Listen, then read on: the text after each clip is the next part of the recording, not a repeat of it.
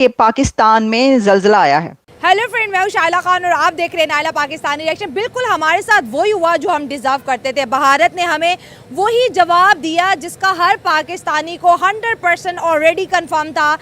क्या बात है कि जी इंडिया ने एससीओ की मीटिंग में आने से इनकार कर दिया है और उनका कहना यह है कि उनके यहाँ से कोई भी, चाहे पीएम मोदी हो या डॉक्टर जयशंकर जिनका हमें बड़ा इंतजार था, उनमें से कोई भी एससीओ की मीटिंग में शिरकत के लिए हिंदुस्तान से नहीं आएगा। क्यों भैया, सूजी है?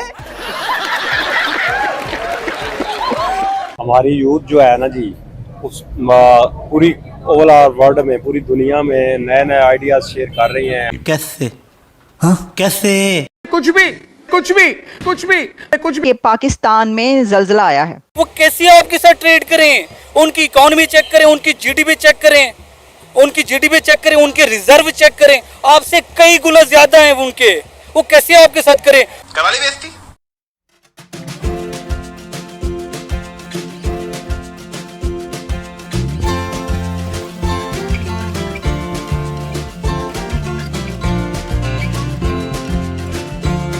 तो चलिए शुरू करते हैं। कि ट्रेड मिनिस्टर नहीं जा रहा पाकिस्तान एससीओ अटेंड करने के लिए, उसके बाद भी पाकिस्तान में एक ज़लज़ला ही आया होगा। लेकिन ये वाला ज़लज़ला जो मैंने अभी आपको बताया, अर्थक्वेक, ये अभी मैं देख रही थी खबरों में कि अभी के अभी पाकिस्तान में ज़लज़ले के झटके महसूस किए गए हैं। लेकिन ये ज़लज़ले के झटके उस वक्त भी चंद घंटे पहले महसूस किए गए होंगे जब कल ये पता चला कि भारत की तरफ से ना हो गई है। मगर बदकिस्मती देखिए, और जो उनके ट्रेड मिनिस्टर हैं वो वर्चुअली कॉन्फ्रेंस अटेंड करेंगे, यानी कि ऑनलाइन जो है वो आएंगे जब तक उनका दिल करेगा, जो कहना चाहेंगे, सिर्फ अपनी यानी स्टेटमेंट देने के लिए। क्योंकि ये तो हमें पता है ना कि भारत के ये तो एक है कि जो डिप्लोमेटिक एक वे होता है, जो डिप्लोमेटिक नीड्स होती हैं किसी चीज की, वो भारत पूरा करता है। तो डिप्लोमेटिकली उसके अंदर वो इसी तरीके से सिर्फ हिस्सा ले रहे हैं एससीओ में कि वो आएंगे ऑनलाइन और अपनी बात करके चले जाएंगे, खत्म। क्या बढ़िया था गुरु। सबसे पहले बात करते हैं एससीओ की। जैसे कि आपने बताया कि हमने इंडिया को देखें, अगर इंडिया पाकिस्तान में आता है, ठीक है, तो इससे एक पॉजिटिव अप्रोच जो है, एक पॉजिटिव मैसेज जो है सारी दुनिया में जाता है और हमारी इमेज बेहतर होगी। जी बिल्कुल ऐसे ही है। देखें कि अगर इंडिया हमारे साथ एक अच्छा ताल्लुकात कायम करता है तो इससे ये बेनिफिट होगा कि हमारे जो अदर कंट्रीज़ हैं वो भी सोचेंगे कि यार हम क्यों ना इस मुल्क में इन्वेस्ट करें। एक पॉजिटिव मैसेज जाएगा, ठीक कोई तरीका है भीख मांगने का? ठीक है, क्योंकि एक इंडिया एक एज यू नो कि इंडिया एक डेवलप कंट्री है, ठीक है।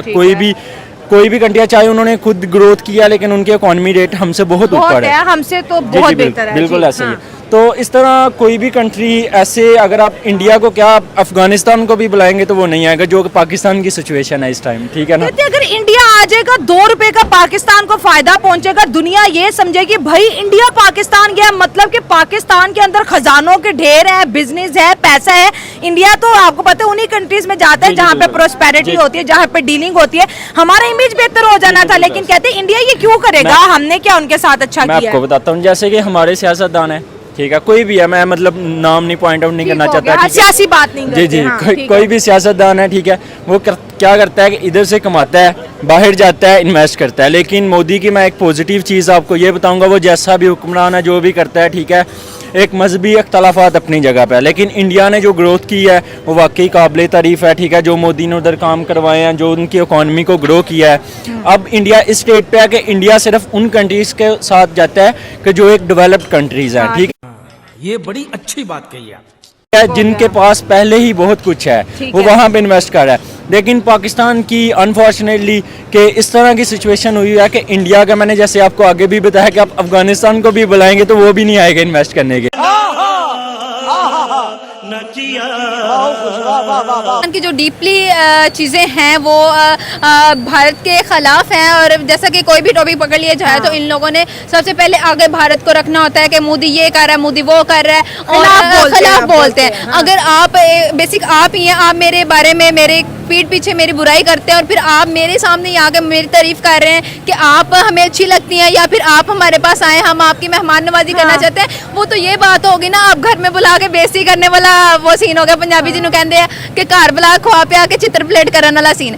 तो मतलब अगर वहाँ पे अच्छी टॉकिंग भी होती है तो उसको आप जो है वो उसको गलत ही प्रमोट करोगे कि बेसिक हम इनवाइट कर रहे हैं, लेकिन हमने बेसिक जब वो आते हैं हमारे पास बातचीत होती है जो भी किसी भी टॉपिक पे, तो फिर हमने ये कहना है कि वो हमारे पास खुद चल के आए थे या फिर जो भी वो हमसे 4 कदम आगे हैं, वो हमसे ज्यादा मतलब हमारी सारी प्लानिंग समझते हैं, सारी प्लानिंग समझते हैं, क्योंकि हमारे हुक्मरान जो हैं वो विदाउट किसी भी मकसद के बगैर किसी को सलाम भी लेना गवारा नहीं समझते। अमीर आदमी देखा नहीं कि भिखारी की तरह भीख मांगना शुरू। मुझे लगता है कि कहीं ना कहीं मोदी जी ने ये खबर सुन ली है और मोदी जी ने सोचा भाई ये तो अजीब ही कंट्री है, ये तो अपने खुद के चीफ मिनिस्टर को जो है वो उठा के पटक के पकड़ के किडनैप करके चाय पिलाने ले जाते हैं, तो मैं तो मेहमान हूंगा, यानी मैं तो पाकिस्तान जाऊंगा तो मैं उनका गेस्ट हूंगा कि जी एससीओ की मीटिंग में आया हूं।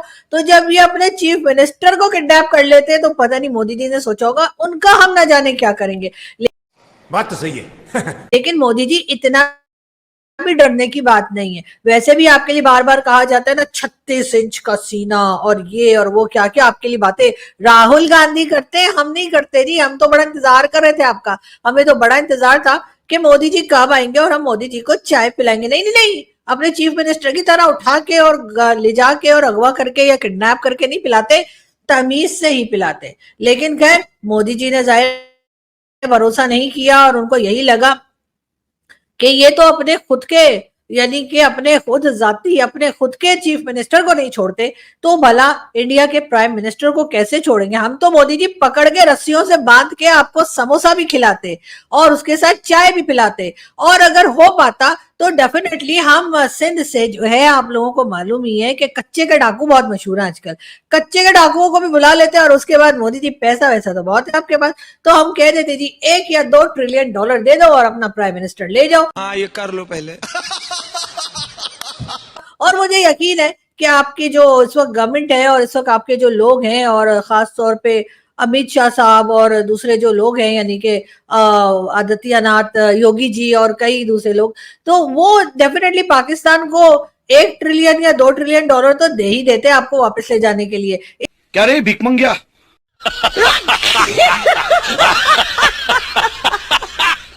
वो पाकिस्तान अब किसी भी खाते में नहीं गिना जाता, पाकिस्तान बहुत ज़्यादा वीक कंट्री में आ जाता है, पाकिस्तान को तो वो वैल्यू भी नहीं दे रहे। अब कुछ दिनों पहले की बात है, कुछ अर्से पहले की बात है, हमारे जो नायब वज़ीर आज़म हैं जो कि फॉरेन मिनिस्टर भी हैं, लाइक आप इसहाक डार साहब हैं, ठीक है, इसहाक डार साहब ने कुछ बातचीत शुरू की इंडियन मिनिस्टर के साथ कि हमारी ट्रेड इनके साथ स्टार्ट हो। हम भी चाहती हैं बैसियत पब्लिक, पाकिस्तानी पब्लिक, हम चाहते हैं कि इंडिया के साथ हमारे ताल्लुकात बेहतर हो, हमारी ट्रेड उनके साथ स्टार्ट हो, क्योंकि हम किसी यूरोप के साथ करें, किसी और कंट्री के साथ करें ना, वो हमें इतना बेनिफिट नहीं मिलेगा जो हमें इंडिया के साथ मिलेगा। वजह क्या है कि ये फ़ायदा सिर्फ पाकिस्तान को नहीं होगा, ये फ़ायदा इंडिया को भी होगा। चूतिया साला कुछ भी बोलता है, अक्ल नाम की चीज नहीं। वजह क्या है, आपका सिर्फ एक फ्यूल बचेगा, आपका टाइम बचेगा। ये वाघा बॉर्डर है, इधर से आप ट्रेड करो, अमृतसर आपकी चीजें बंद। अरे भाई आप लोग किस ख्वाबे खरगोश में सो रहे हैं? इंडिया पाकिस्तान के साथ ट्रेड नहीं करना चाहता, इंडिया पाकिस्तान के साथ कोई बातचीत भी नहीं करना चाहता, ये कहा है इंडिया के foreign minister doctor S Jaishankar ने। पड़ गया पाकिस्तान वाड़ गया जी भाई, पड़ गया पाकिस्तान वाड़ गया जी भाई, पड़ गया पाकिस्तान वाड़ गया जी भाई, पड़ गया पाकिस्तान वाड़ गया जी भाई। उन्होंने कहा अब वो दौर गुजर गया, अब वो दौर गुजर गया कि हम आप जो कुछ मर्जी करें और हम आपसे बातचीत करें। उन्होंने कहा ये जब तक पाकिस्तान दहशतगर्दी को सपोर्ट करना नहीं छोड़ेगा, हमारे दरमियान ट्रेड तो दूर की बात है, बातचीत भी नहीं हो सकती।